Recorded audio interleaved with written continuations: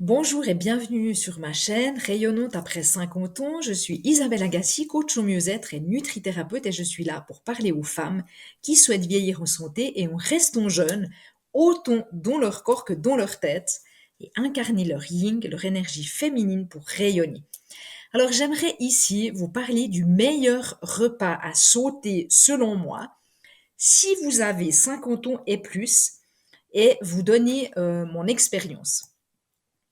Et là, c'est vraiment, surtout, hein, c'est pas, c'est important vraiment l'âge que vous avez. Si vous êtes une femme de 50 ans et plus, je pense personnellement et d'après l'expérience que j'ai avec mes clientes, que ce que je vais vous partager ici peut beaucoup vous aider au niveau de votre poids. Alors, vous savez que, eh bien, quand on vieillit, il y a plusieurs paramètres physiologiques et notamment au niveau de notre comportement qui peut favoriser une prise de poids, qui peut être assez lente, mais qui se fait d'une manière régulière. Et si vous adaptez pas votre hygiène de vie, eh bien, vos muscles, en fait,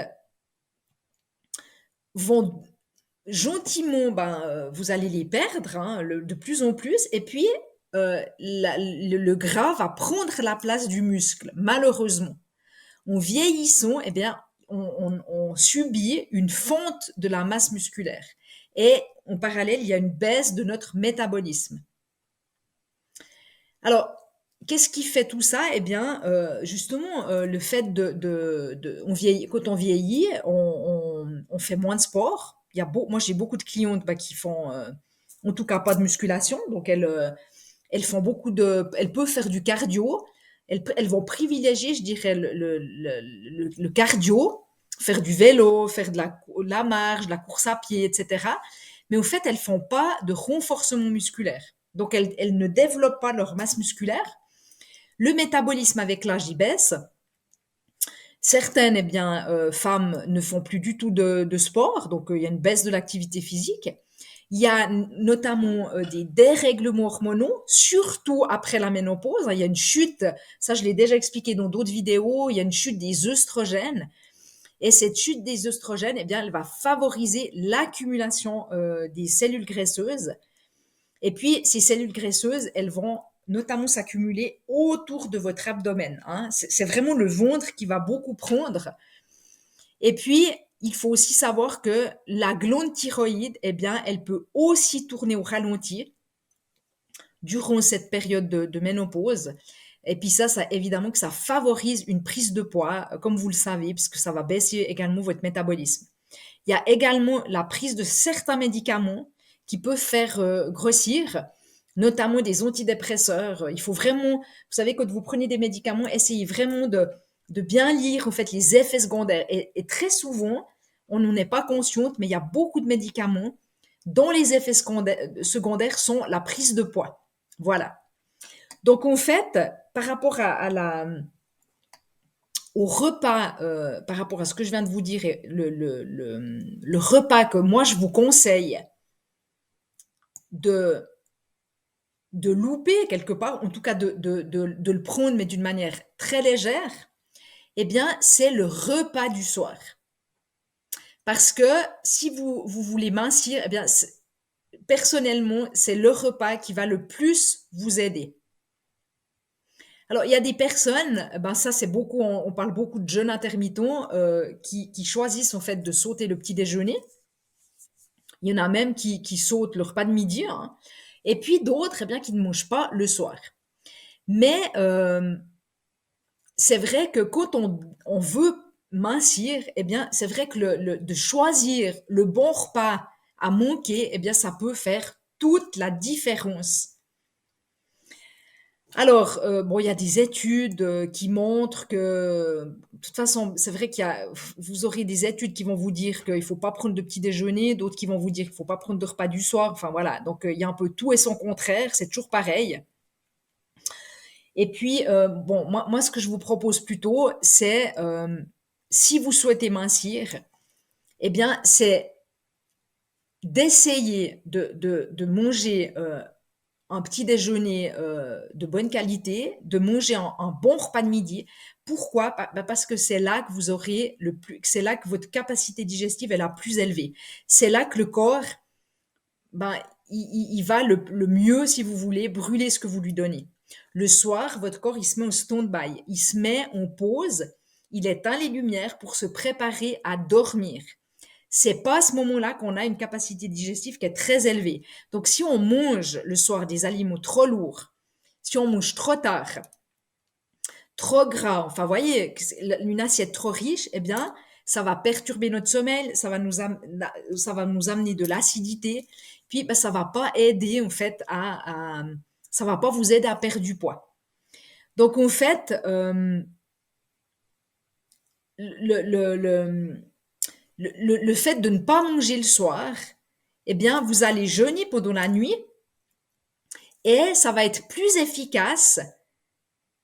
Ce jeûne de la nuit, si vous voulez, d'une longue période, quoi, à partir de, on va dire, si vous prenez peut-être un petit déjeuner, un repas de midi, puis une collation, bah, à partir de cette collation, le soir, vous prenez juste une tisane, et bien à partir de la collation au lendemain, donc le moment du petit déjeuner du lendemain, eh bien, ça va être plus efficace. En tout cas, moi, c'est ce que je vois chez la plupart de mes clientes. C'est plus efficace de faire comme ça que de sauter le petit déjeuner, que de manquer le petit déjeuner. Donc voilà. Donc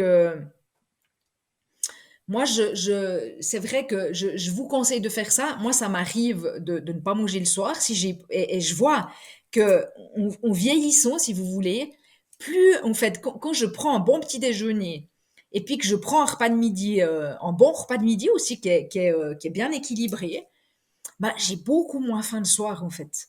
Donc j'arrive vraiment à moins mettre comme je faisais avant. C'est vrai que quand j'étais plus jeune, je favorisais ce repas du soir. Je mettais plus d'importance au repas du soir. Mais parce que souvent je mangeais pas, parce que je partais au boulot, donc je mangeais pas le matin. À midi, des fois, c'est vrai que je mangeais, mais une salade en vitesse enfin, c'était beaucoup moins bien structuré, en fait, mes repas. Et du coup, le soir, il fallait bien que je compense. Donc, du coup, je mangeais d'une manière plus conséquente. Et c'est souvent ce que la plupart des gens font.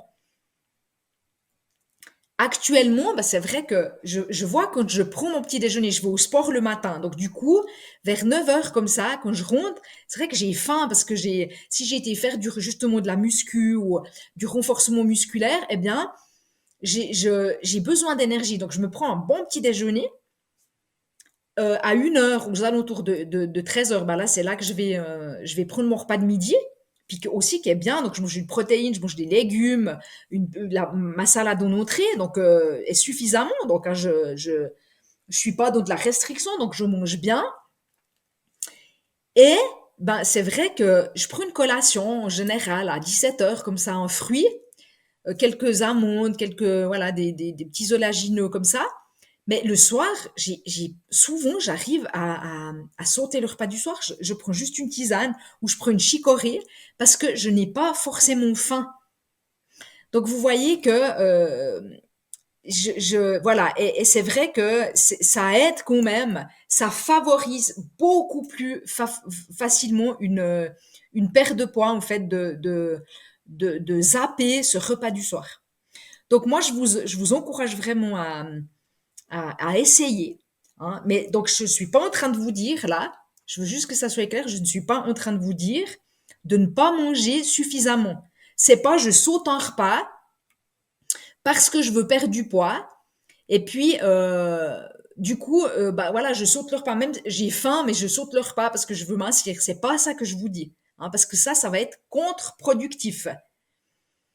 Euh, L'idée c'est vraiment vous devez avoir votre stock de calories, enfin voyez, vous devez manger suffisamment, donc vous devez manger les calories dont votre corps a besoin pour bien fonctionner, mais simplement vous mangez ces calories aux autres repas, donc le petit déjeuner, le repas de midi et éventuellement une collation. Donc là, vous mangez ce dont vous avez besoin à ce moment-là pour que le soir, vous puissiez juste boire une tisane et puis que vous puissiez attendre le lendemain matin pour recommencer à manger. Donc c'est ça l'idée.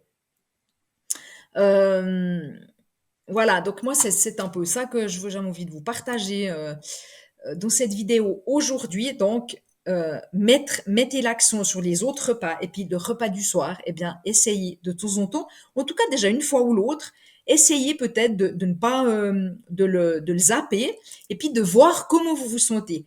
Regardez au niveau de votre poids, est-ce que ça change quelque chose? Voilà, essayez. Puis après, vous pouvez aussi faire la même chose avec le petit déjeuner. Vous comparez en fait les résultats que vous avez et puis peut-être que vous vous direz, bah effectivement, c'est vrai que quand je ne prends pas de repas du soir et puis que je prends mes calories aux autres moments de la journée, eh bien, je, ça va beaucoup mieux. Voilà, mon métabolisme va mieux. Je m'assis, j'arrive à perdre. Enfin, c'est plus efficace. Donc voilà, c'est ce que je voulais vous partager aujourd'hui en espérant que cette vidéo vous ait inspiré et qu'elle vous rapproche vers plus de santé et plus de vitalité. À bientôt.